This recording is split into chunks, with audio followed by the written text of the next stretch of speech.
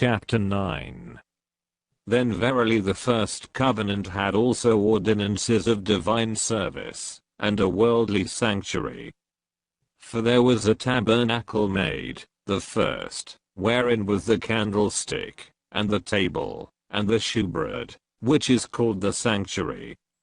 And after the second veil, the tabernacle which is called the holiest of all, which had the golden censer, and the ark of the covenant overlaid round about with gold, wherein was the golden pot that had manna, and Aaron's rod that budded, and the tables of the covenant. And over it the cherubims of glory shadowing the mercy seat, of which we cannot now speak particularly.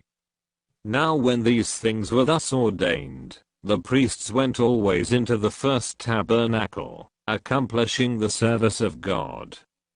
But into the second, went the high priest alone once every year, not without blood, which he offered for himself, and for the errors of the people.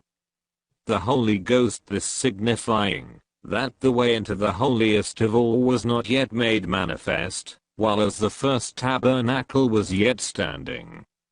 Which was a figure for the time then present, in which were offered both gifts and sacrifices, that could not make him, that did the service perfect, as pertaining to the conscience. Which stood only in meats and drinks, and divers washings, and carnal ordinances, imposed on them until the time of Reformation. But Christ being come an high priest of good things to come, by a greater and more perfect tabernacle, not made with hands, that is to say, not of this building, neither by the blood of goats and calves, but by his own blood he entered in once into the holy place, having obtained eternal redemption for us.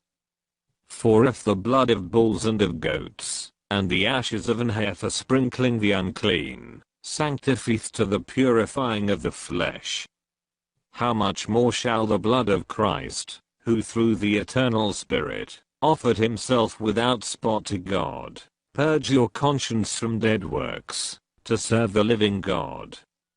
And for this cause he is the mediator of the New Testament, that by means of death, for the redemption of the transgressions, that were under the first testament, they which are called, might receive the promise of eternal inheritance.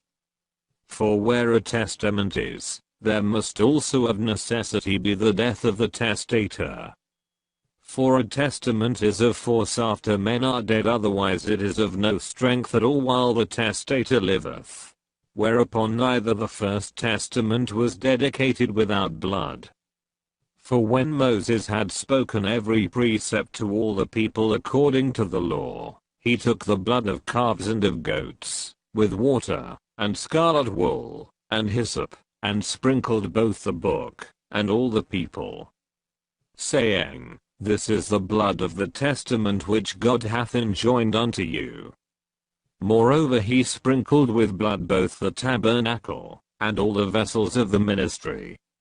And almost all things are by the law purged with blood, and without shedding of blood is no remission. It was therefore necessary, that the patterns of things in the heavens should be purified with these, but the heavenly things themselves with better sacrifices than these. For Christ is not entered into the holy places made with hands, which are the figures of the true, but into heaven itself, now to appear in the presence of God for us. Nor yet that he should offer himself often, as the high priest entereth into the holy place every year with blood of others. For then must he often have suffered, since the foundation of the world, but now once in the end of the world hath he appeared to put away sin by the sacrifice of himself. And as it is appointed unto men once to die, but after this the judgment, so Christ was once offered to bear the sins of many, and unto them that look for him shall he appear the second time without sin unto salvation.